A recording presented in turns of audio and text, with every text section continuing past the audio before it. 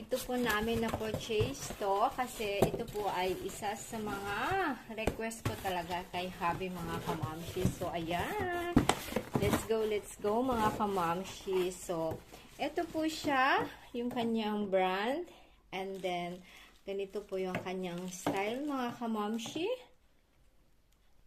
So ganyan, tapos buksan ko lang dito. So, dahan-dahan lang muna natin. Baka masira pa natin. Di pa natin nagamit. Mga kamamshi. So, ito po yung kanyang strap. And, yung kanyang style mga kamamshi is leather po siya. And then, ito po yung kanyang mga component mga kamamshi. So, ito. So, sa ganito is super